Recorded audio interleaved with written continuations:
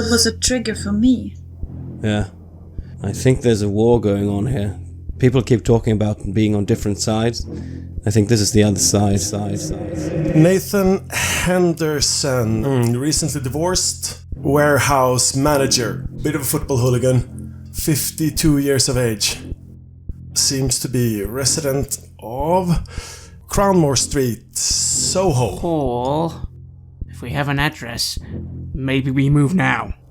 But I want you to see if you can resuscitate Javeria, and if there's anything we could know about this Nathan, she would probably know it.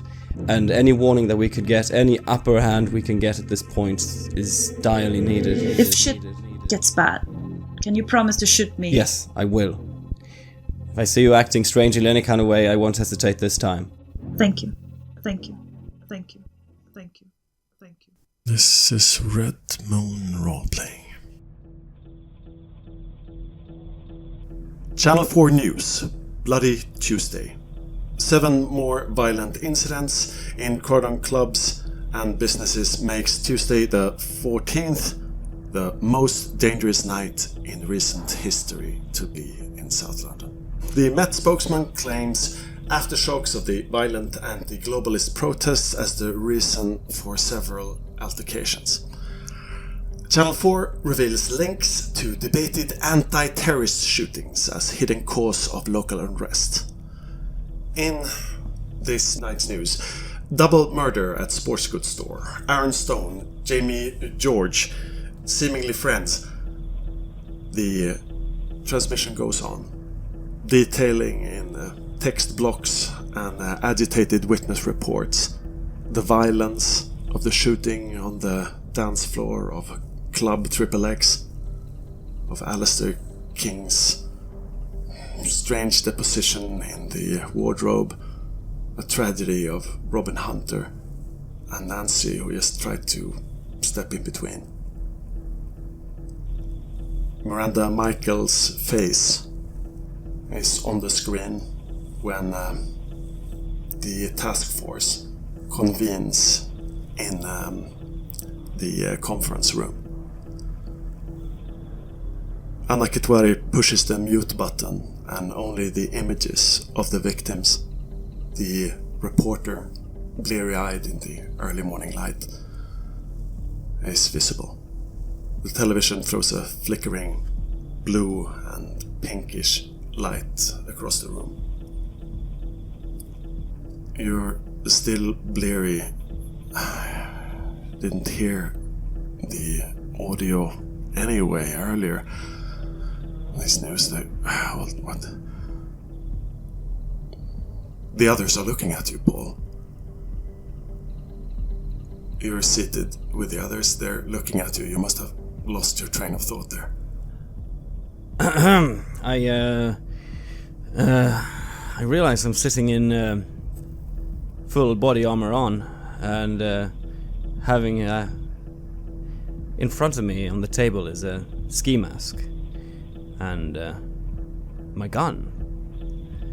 I feel unsure of what I was just doing at this point. I look over to Ellis. Yes, I was with Ellis. We were in the armory. She got her gun back. I look over to Anna. I say, Anna, do we have... The radio on the table. Chelsea, unit ready. We got all the comms equipment loaded, Anna. We're ready to roll out in, say, 5. Tottenham here also. Yeah, we're ready to maybe let us get... Should we get the demolishing equipment as well, yeah? Battering ram? Mars! You bring the heavy gun. Brighton fire team form. Shepard here. We're in the car. Yep. Roger that. And I look around. Who do I have around me? It's just you guys and Foster from Fire Team 2. Brighton codenamed. He's dragging a box out of the room. It nods and the door closes behind him. What box is it? It's the repelling equipment that was misstored in the conference room. And I make sure that images are dispersed of the subject named Nathan Henderson, T4 will be Fireteam 1, Tottenham. T6 is Fireteam 2, Brighton. Shepherd, lead of Brighton. Moss, lead of Tottenham. Foster, I assume you're on your way out? He opens the door ajar. Like, yeah, we'll be there shortly. We're waiting for you. Engine's running hot, yeah? I rub my face and I look over to Francis. I say, Francis, have you... I look tired. Francis, have you been able to resuscitate Javeria? Have you placed her in? How is the progress? I frown a little, noticing how tired Paul looks, and I say, Paul, we haven't done that yet, remember? That's what we're going to do just before we head out. That's why we're sitting here now. Are you all right? I smack the table. Damn it! I was going down to get Ellis ready for the operation. I thought you were going ahead to start the process so we could have her up as soon as possible. Paul, I wanted you wanted to be there to interrogate her yourself. But if you want, I can go down and do it by myself. I sort of shrug a little at you. I stop, and I seem to think, but... Yeah, Paul, you actually did say you wanted to be there personally. Anna says, we got the address, and she throws up a image on the laptop and turns it your way. Anyways, there's so it's Duck Lane 2, and as you can see, it's a 4-story building. The suspect is probably located on the loft floor. He's owns both the top and the second floor, as well as the garage that has been recently refurbished with what looks like some sort of wood paneling, probably over armored surface considering the neighborhood. Suspect has a confirmed income in the Uppa, that's a lot of money bracket, and he has owned this property for the last 3 years. Here are images of Duck Lane, up, down, from above.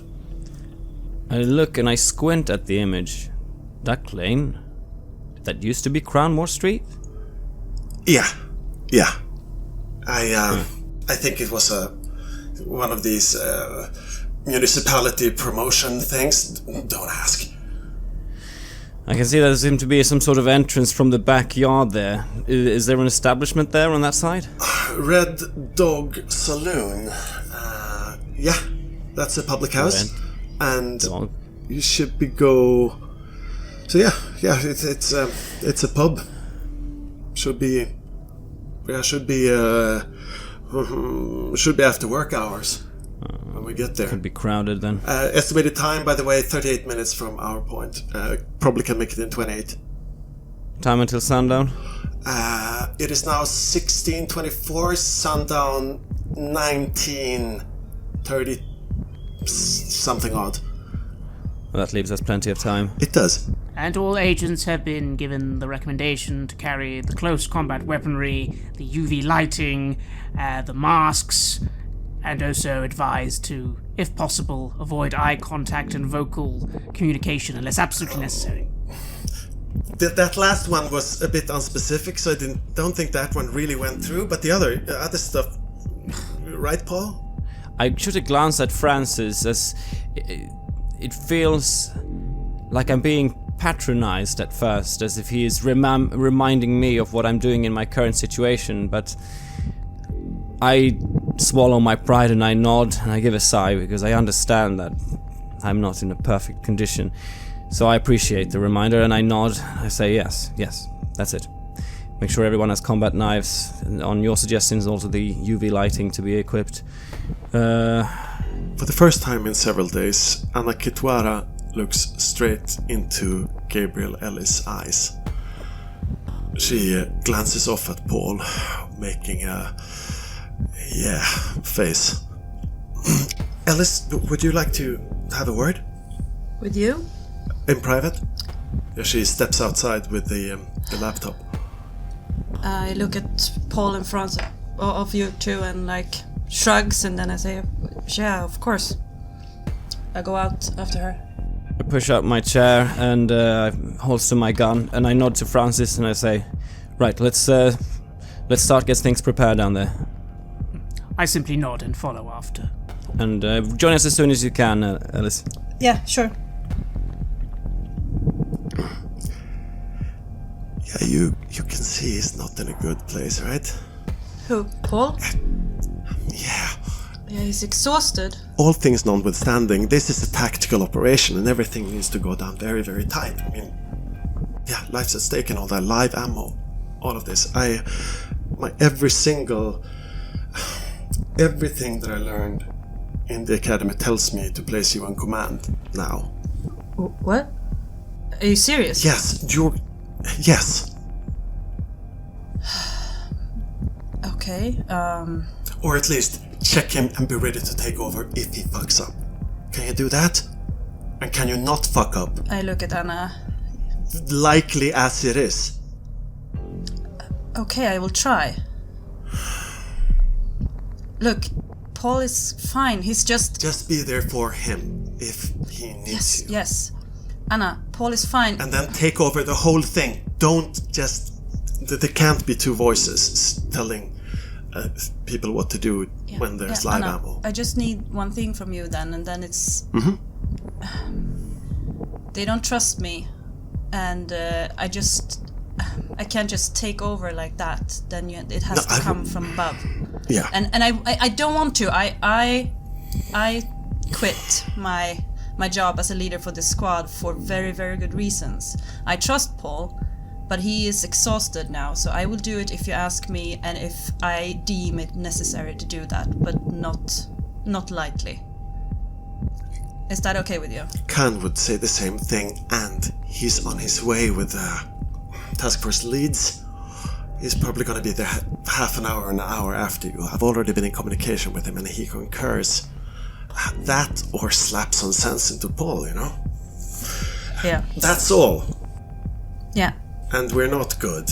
We're not good at all. You and me? Yeah, not whatsoever. That's a different story. Okay. You stay away from... And she points at her neck. Huh? Anna, you have no reason to... I understand your feelings. My piece, okay? We gotta... Yeah. Ready to plan. Do. Yeah, okay. I just want to say one more thing, and I want you to listen to me, please. I will say that my dedication to this team and to the cause of this team has not changed, even though I have. And I need you to trust that, if anything. Okay? Hey, my brother shot heroin and did spice for 8 years. I know what you are.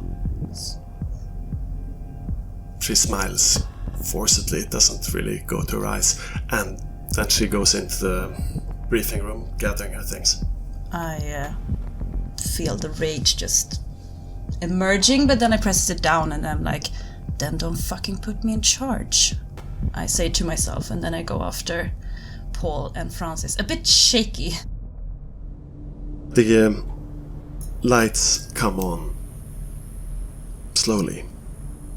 It's like the light rods in the ceiling are waking up just as slowly, or not at all, as the thing in front of you. Then it's on, off, on, off. She's entirely still, a corpse. The steel medical bed, the heavy-duty steel restraints contrast with the dirty pink sweater. The jeans artificially worn to look cool in some young person's way. The shoes, Adidas, still on. Her hair a mess, face still just a lump of bruises, black on ebony, eyes closed, one of them almost smashed. The monitor observing the eye is still going. The equipment, the hoses, the blood transfusion equipment is there as well. I give Paul a nod and go over, requesting some assistance from one of the nearby guards. Yeah, one of them interrupts a running duty and comes breathless towards you. Yeah. Good, help me set up the equipment, get her loaded up. Let's begin the blood transfusion. Yeah. I go over and I start the camera rolling, keeping track of, mostly as a side camera to record any possible action and voice action that would happen. I enter the lab, still I'm facing a bit of a frown, watching you, Paul, trying to assess how bad it is. You see me quite enveloped in what I'm doing. I'm not really looking up from that. Hard to tell at this point.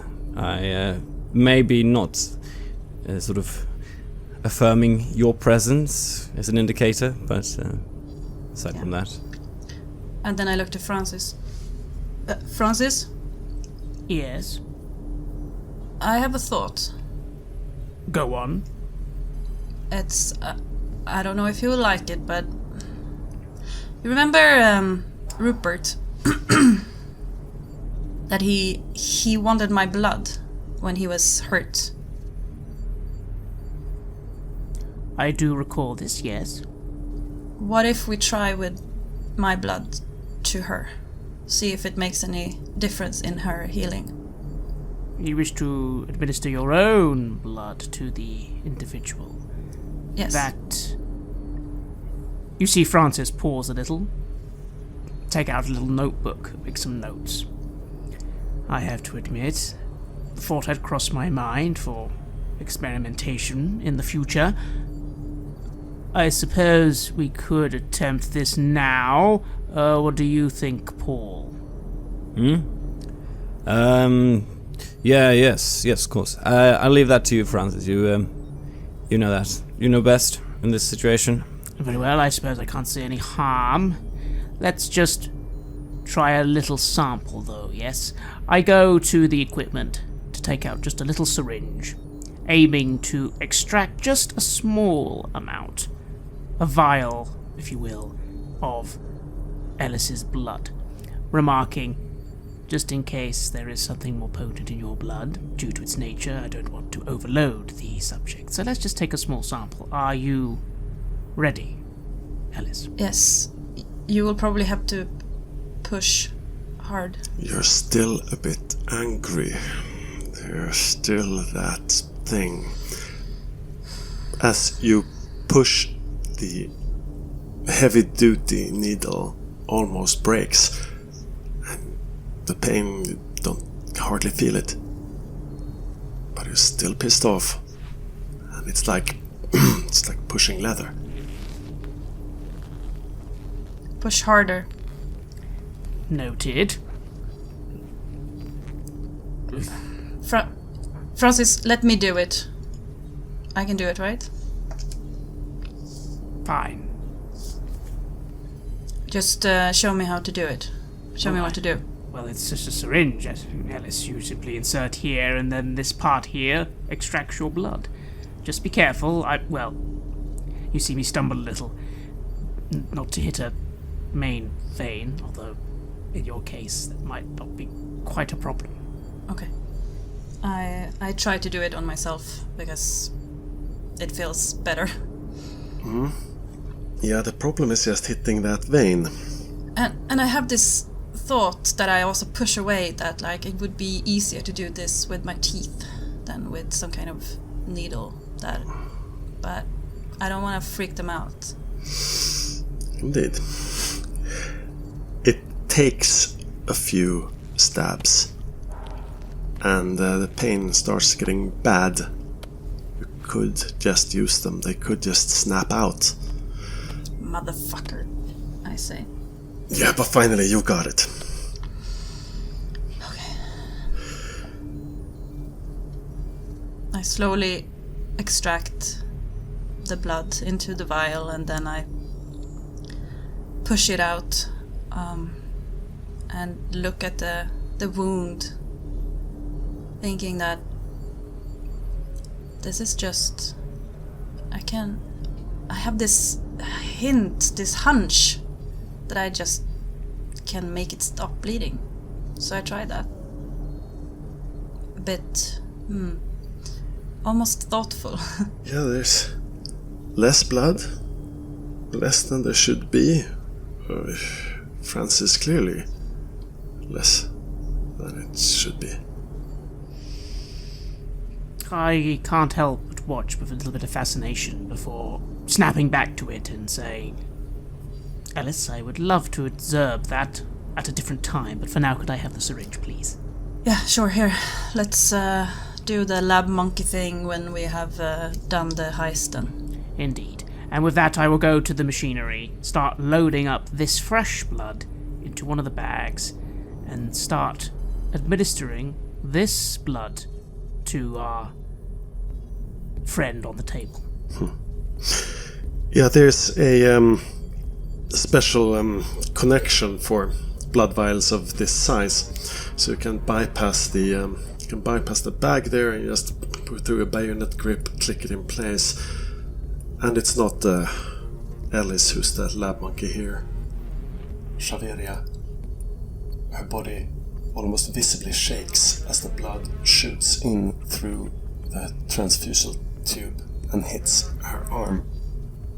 Before it even could have hit her heart, she twitches a little.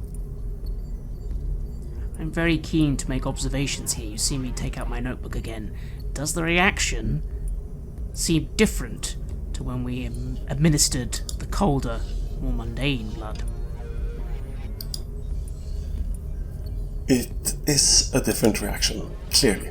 More momentary, quick, but just like small amounts of blood, the resuscitation or spasm doesn't seem to last long.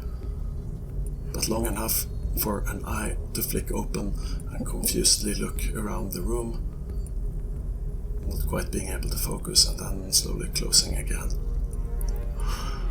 It works. Fascinating.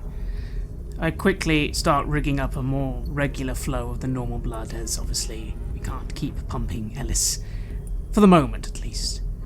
But I will once again try and resuscitate the victim, remarking quietly, Javeria, we need to speak to you quickly, if you please. Quickly, the last time it took half an hour at least for him to be any reaction. And that might have been an extreme effort. Wounds are still terrifying. It's incredible that this creature can still do this. It will take a fair while and delay the operation, at least 30 minutes, 45 minutes if you want to do it all on that. You see me sort of noting the reaction, and I kind of frown. Ellis, this is on your head. Your blood did seem to have a more sudden response. Would you mind giving a little more? No, of course. It might be better and quicker if I quickly hook you up to her, just for a bit. Simple blood transfusion. Actually, I don't want to freak you out, but there is a easier way. Squint, but don't say anything. It's gross, though. I put down the AR-14 rifle that you see, that I've been standing in the background checking, going through the right clips with different ammunition, and I'm looking up. And what is that exactly? I look at you, almost guilty and a bit awkward. I use my teeth, and then I put my wrist to her mouth and give it to her straight. Hardly hygienic, Ellis, not to mention I would be concerned about your safety in such a scenario. I understand. It would be the fastest way, though. You're going to tear open your wrist with your teeth. Yes. Now look at your mouth. Like...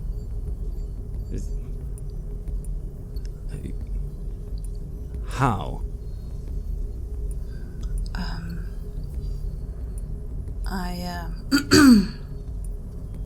I look even more awkward, almost shy.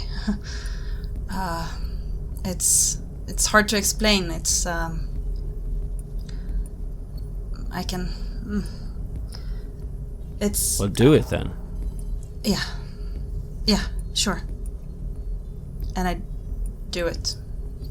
Just before she does it, I make sure to double check the restraints on Javeria, because I do not want her suddenly to be able to, if the situation escalates, be able to feed freely off Ellis. I step closer and then I bite down to my own wrist. Francis, you turning away makes you miss what Paul sees straight on ahead on. And that is the fangs, that is her corner teeth, her incisors. No human has teeth like that. And then there's blood. It goes so fast. It's like one moment there were normal teeth and the other there were fangs, and then there's blood. I stagger a bit backward, as if been hit by something. As if I suddenly felt a bit lightheaded. Did I just see that?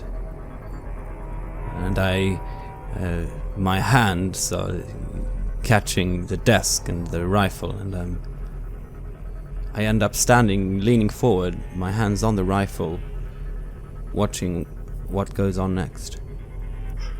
Her lips fit tightly.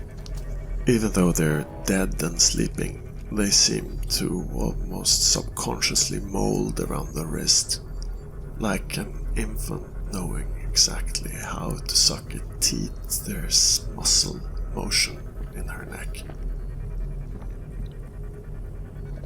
And she drinks.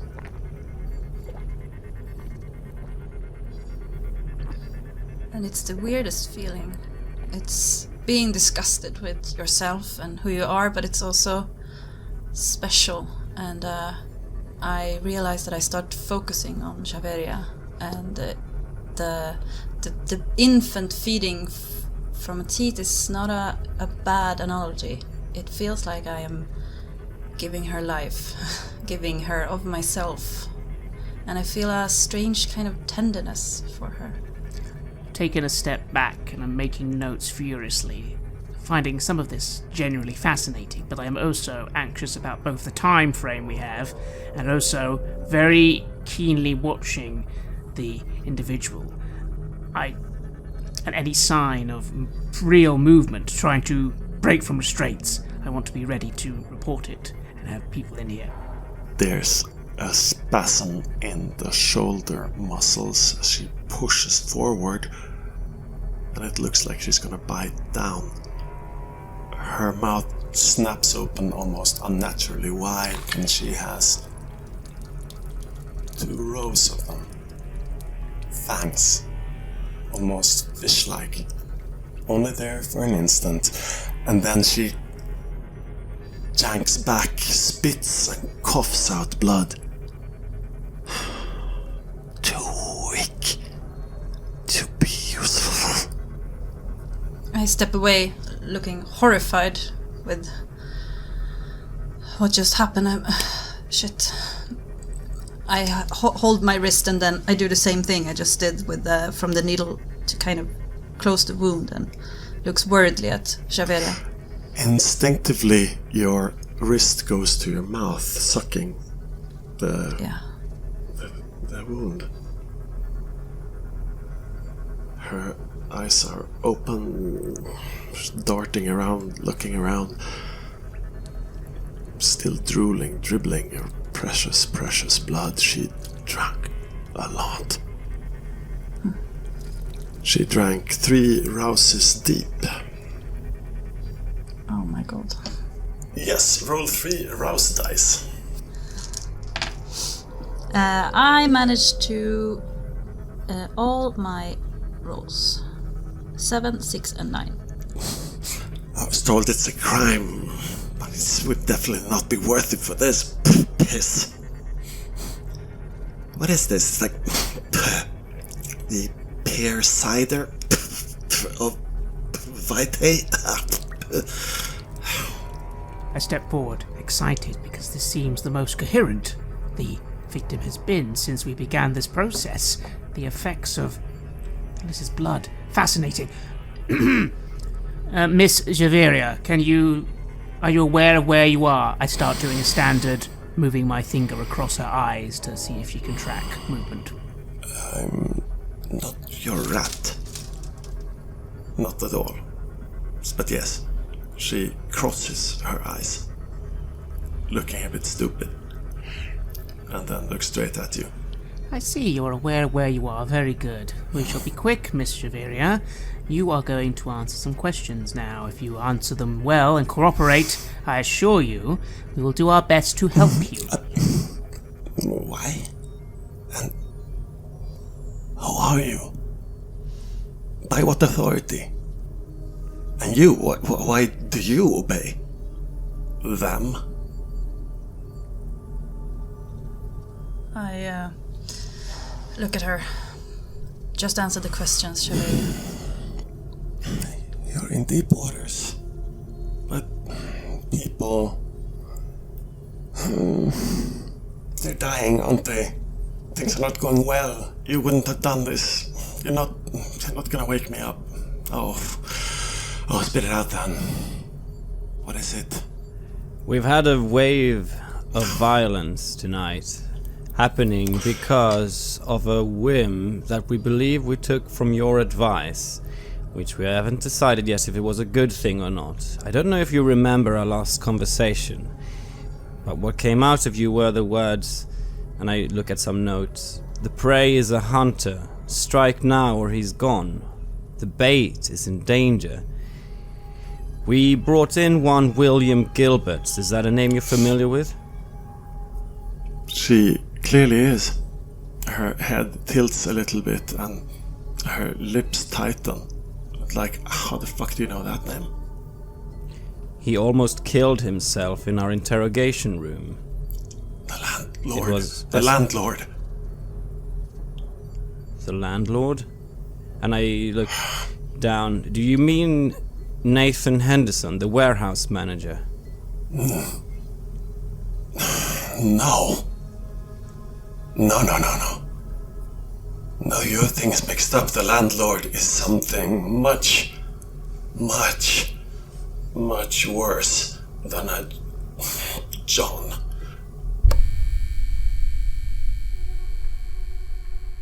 Somewhere there is a light that comes on with a click. Somewhere there is a man in a Savile Row Prince William Wood suit.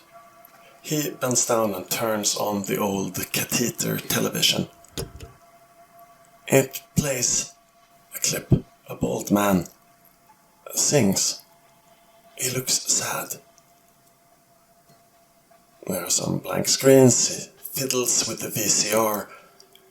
Pop is heard in speakers somewhere in the room, and he takes out a microphone.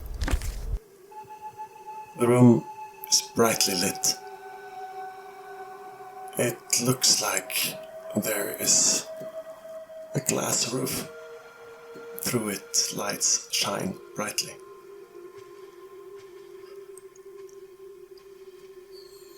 The man thick-set, with a worn, flat, naked brow, rubs his face a little bit, yawns.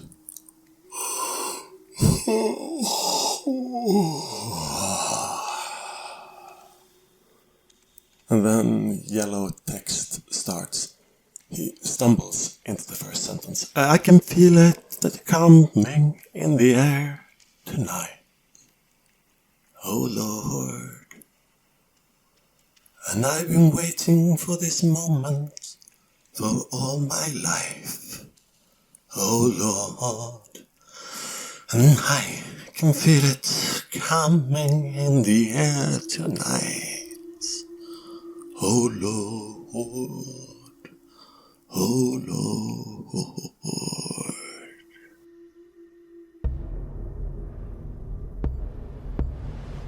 You,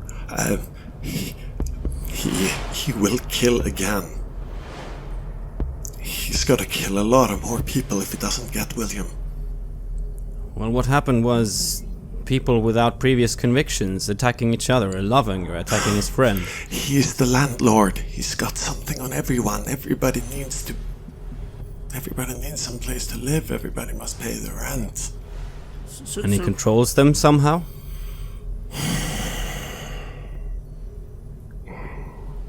You know these things as well as you will be able to know them. I look at Francis. He turns people against each other. It's what he does. Then who is he? I take a step forward. He's the landlord. He's got tenements all over the south of London. Different names, different covers. Is he like you and me, Javeria? Yes, but much, much, much, much older. I've never tasted. He's far, far out of your league. Alright then, but let's get back to basics. So who is Nathan Henderson in all this? A subordinate? No, he's an ally. He's a lover. He's a free soul. He's a friend. As much as He's obsessed with Mr. Gilbert. Yes, he's obsessed with William. William is a friend. Nathan is he's in love.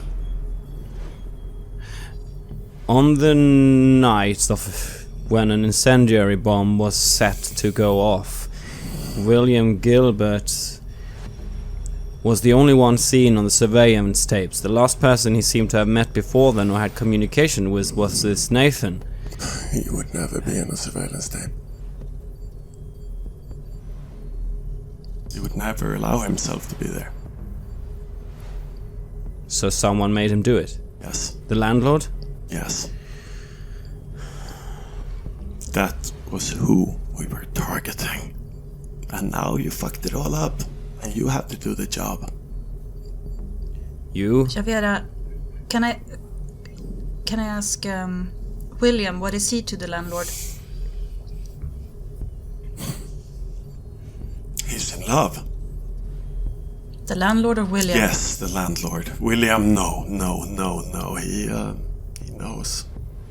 He doesn't know, but he feels what he's dealing with. He knows how dangerous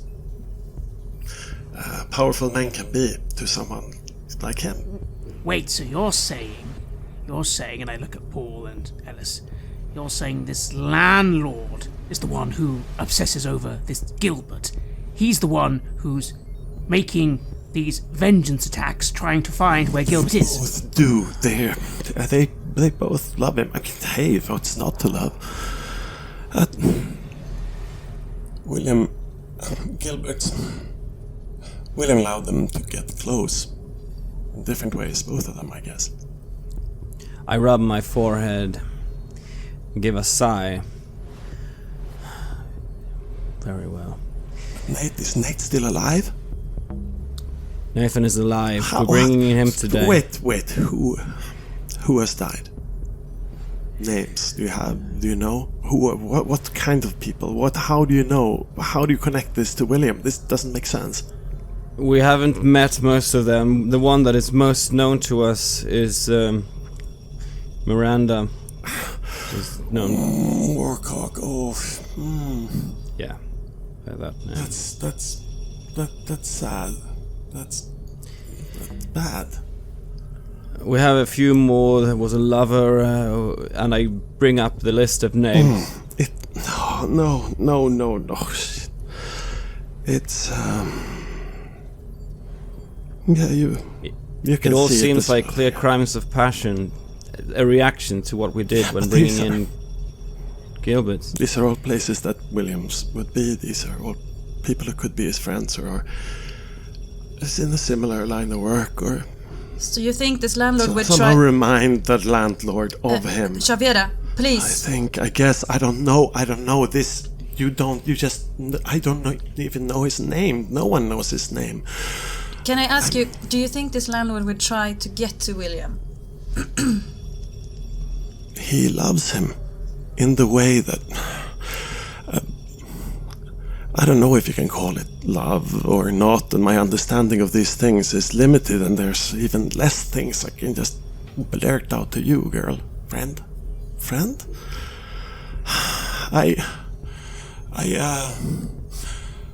We need to do the thing you did, but the other way around, and this time you take it all.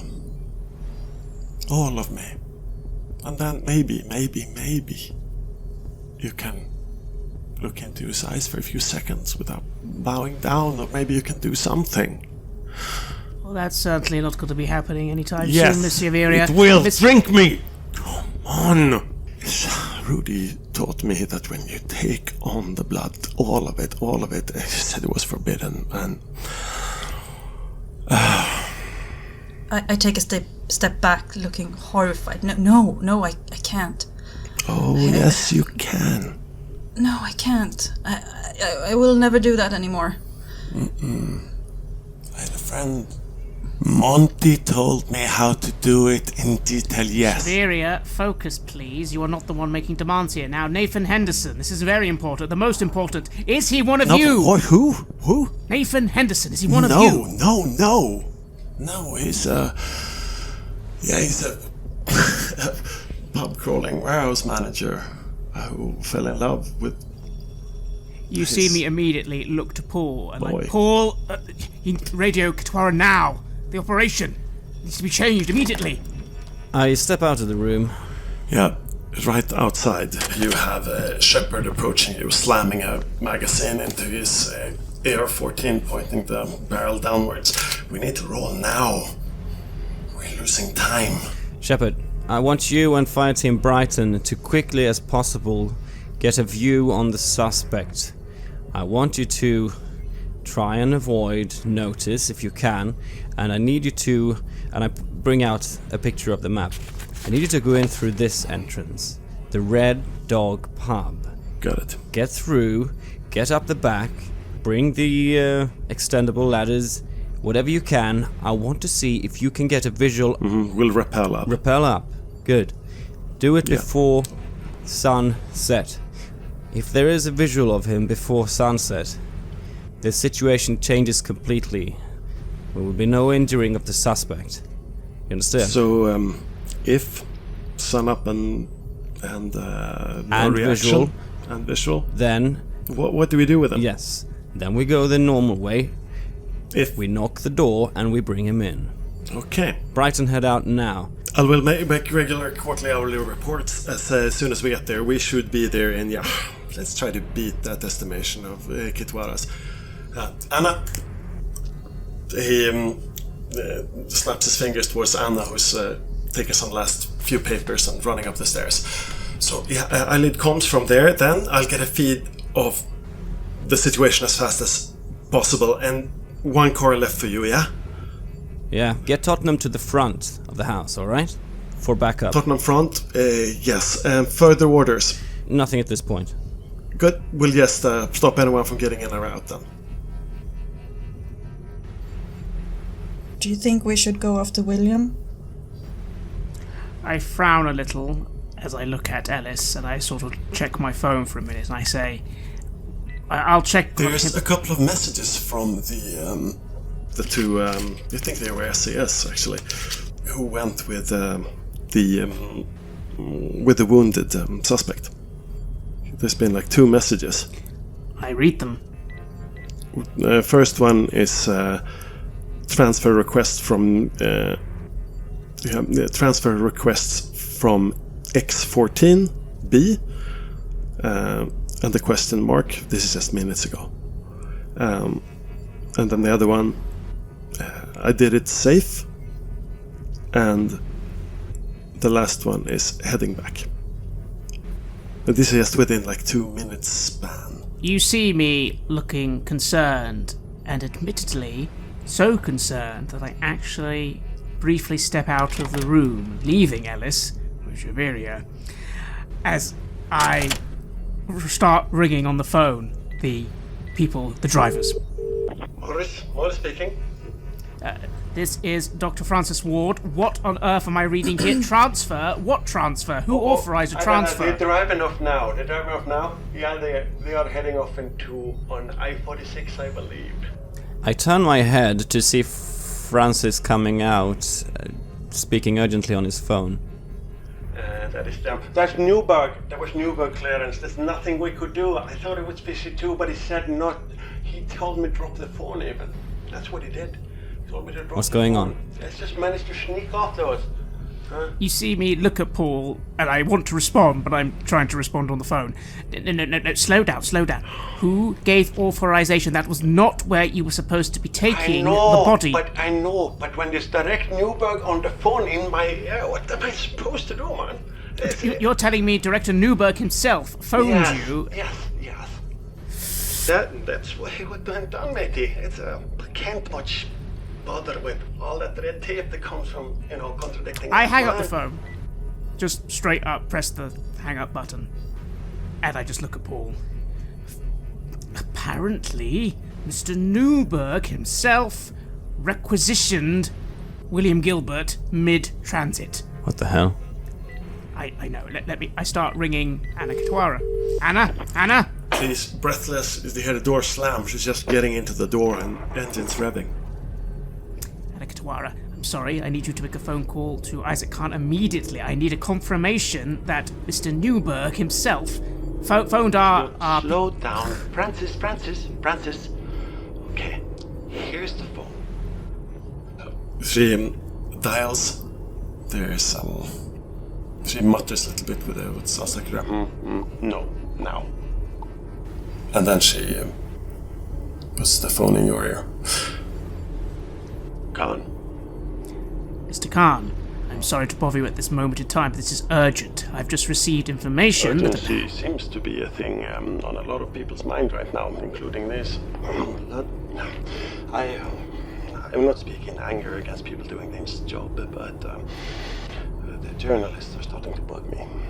Right, well, this is quick. I need you to confirm that the hospital team I sent out to place our target in a secret location to be treated and returned back to headquarters apparently was just waylaid by individuals from Newburgh himself, and this is all official, and the subject has now been taken somewhere else. SO-16? This is the first I hear of this. This is not good. No, sir. If I'm I correct... had a message from the police facility, the 146, confirming transfer. Something is not right here at all. I say this aloud on the phone. Would suggest act very much as normal and do not make any waves with this, and let us proceed very carefully. That would be my recommendation. I am en route to the site. I am in body armor while talking to the Guardian on my cell phone on the other line. Are we progressing? I'll let Paul tell you about that. I briefly put the phone aside. Don't hang up. Paul, Gilbert's gone. He's gone. I would make a theory and say that it's possible the enemy has blindsided us. Well, we need to talk to Newburgh himself about this. Yes. There's still the possibility that he actually... Well, how they knew, I don't know. how he knew, I don't know, if it was him. And I look in through the window at Ellis. What has she been doing all this time?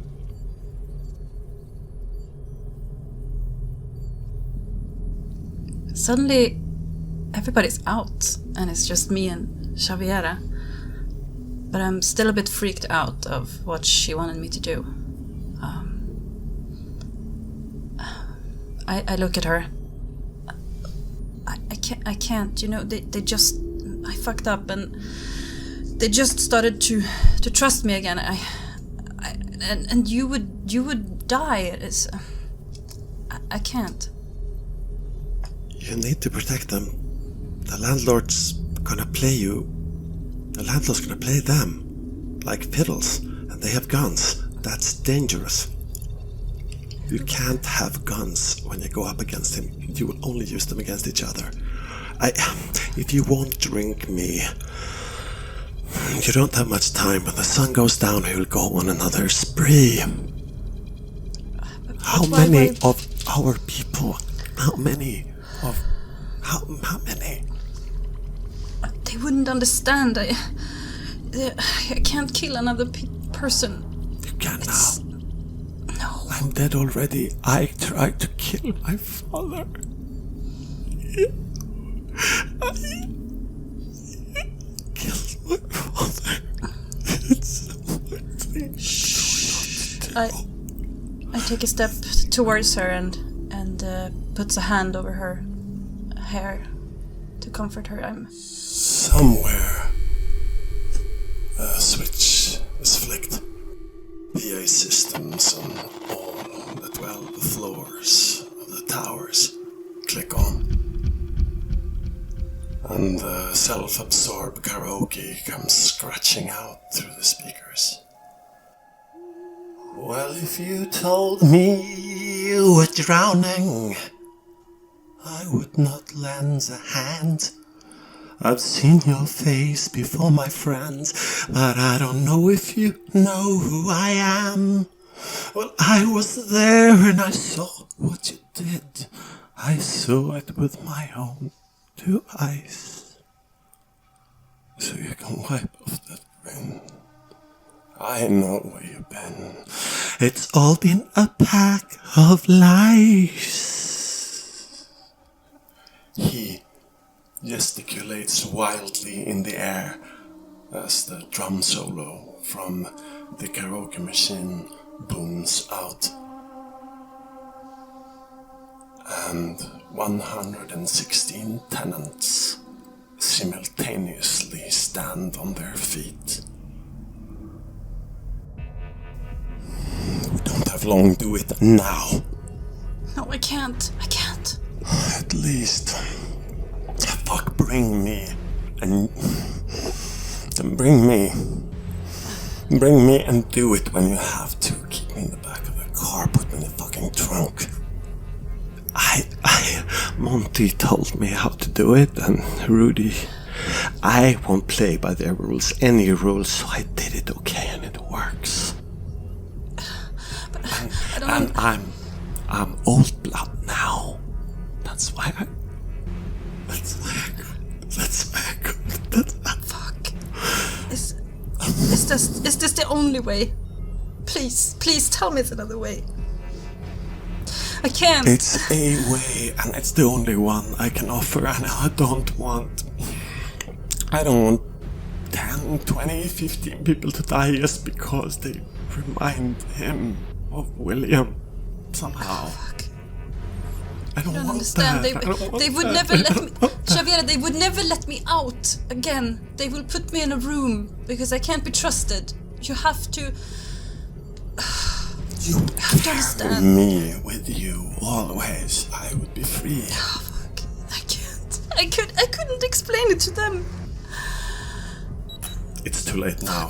The door opens and 2 of the soldiers come in. Javeria stares at you with blood-streaked cheeks. I come in as well as the soldiers come in. And what do I see? Do I see something strange? Oh, Javeria is agitated and crying. And how do you try to... What do you try to hide your emotion? How do you look, Ellis? distraught. I think I have my hand in my face, and I have taken a step back again from her bed, and just kind of pale and shocked. But I believe her. That is the problem. I believe her that she speaks the truth. And I look up at Paul when you come in, and I'm like, this is too fucked up. Come. Let's get outside. I step in at this point, looking at Javeria and nodding to Paul and then saying, yes, Ellis, I think you should be out of the room now. I'll finish with Javeria for now.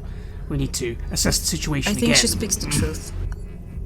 And that she really wants to help us. I don't want to... Wonderful, then she can start answering the questions. Very good. Her body's shaking. She's almost having a minor seizure, mostly in the right part of her body. The parts where it looks like her brain has been the most destroyed. She's still a naked wound. There's some moistness, added moistness to the wounds now. It's like blood is flowing through her, and she has some sort of tissue activities going on, spreading fast, just like your notes predicted. Which is good, but am I right in assuming that this now maybe seems a bit too much, that the subject is starting to have a seizure? It's lapsing back into the non-functionalities. Looks like the tissues are going back dead. This needs to be... We don't have time for this now. I'm going to go and get the best tranquilizers I have and begin administering them, saying as I do, all right, Javeria, you're going to have to go back to sleep for now. Calm down. She shakes just violently. Should put a tiger under this. No, she's not affected by it at all. It's not that makes her fade away.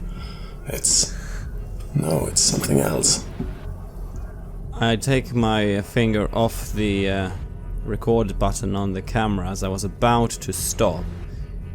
But then I look at Francis, see that he's still doing something. Yes, you see me looking irritated at this not working. And of course, my mind thinks, of course it wouldn't work. Why would you think it would? But I need her to calm down. I need there to be a stabilization here. I almost, for a moment, say, is there nothing I can do? I just need to... Leave her for now, we have things to do. Alright. I turn off the camera and I pick up the rifle. Everybody out. What does it mean? She said she was old blood now. I have absolutely no idea what that means, Ellis. Let's focus on important things. Nathan What Henderson... if she's right? About what? What if the only way to make me stronger and face this creature is to drain her? Then I say And this is the only chance that we get. I'm sorry, Ellis. Proof is needed. You're currently talking absolute fantasy. You drink the contaminated blood. What makes you stronger? What does that even mean, makes you stronger? You saw what happened when I gave her my blood. She woke up. There's something with the blood, and fuck, I don't want to do it, but Why would she say that? Well, maybe she has an agenda of her own. Have you thought about that? Dying? It is clear by now that there are two factions going on here. If she's trying to get you to her side, which I think both of these factions are trying to do, it's a fight over you at this point. By killing her? If she somehow gets more into you, I don't know. Maybe it will start affecting your judgment. Not to mention, Ellis, I'm sorry, but if what she says is true, as you just said, then Nathan Henderson is merely another lead, but not a proper investigation subject. She is our only real piece of evidence and thing we have. We're not executing her just yet. I know. She said she would live inside me. I don't get it as much as you do, but she says it's the only way I can protect you. Oh, fuck. I've been trying to lead the team outside. Have you been coming with me, or? No.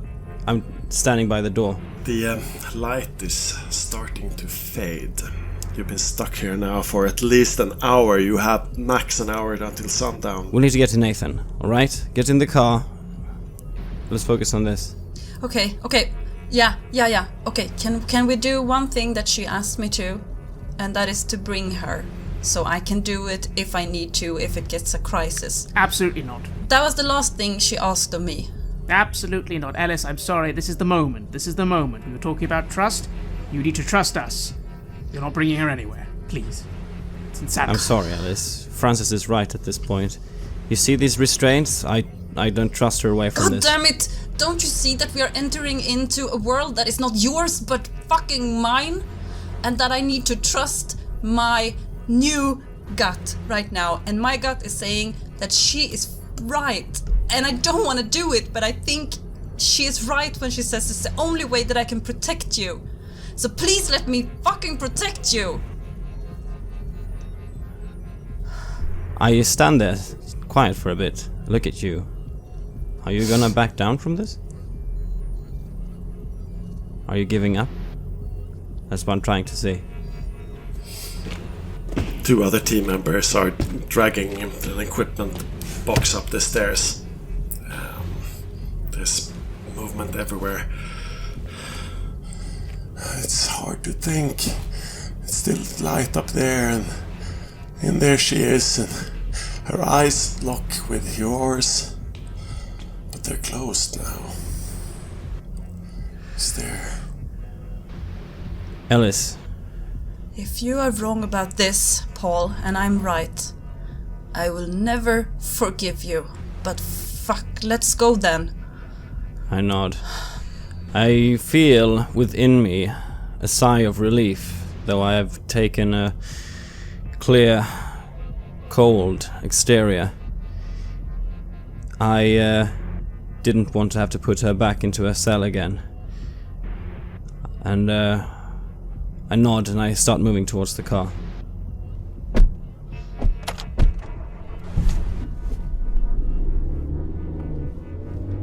You have hardly passed the intersection at Great South West Road, just 10 minutes out, when Fight Him Brighton comes on the radio.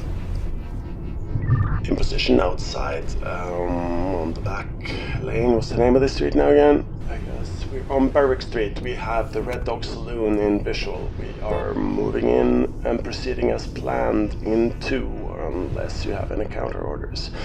Also, yeah, we think we could climb it from here and somebody get eyes from this rooftop. It looks like it from down here. Good. Try and get visual as soon as possible. Affirmative. Your tires squeal a little bit when your driver leans into a curb with race driver professionalism.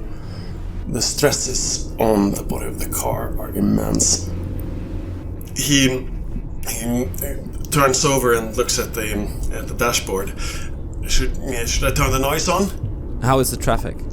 Yeah, traffic it's looking... I'm looking at the traffic reports here, and it looks like, down by McDonald's, just like half a mile away, it's going to be trouble already there. And then it looks like a congestion just north of Soho. That's the worst things you can see right now. Yeah, get us past them, then turn them off. The noise is not as bad inside the car. The flashing becomes almost hypnotic after a while. The flashing, the slowly cut black and white montage of the pained, bald man reflecting himself into the body of another cold, bald man. Well, I remember, don't worry. How could I ever forget? It's the first time, the last time we ever met.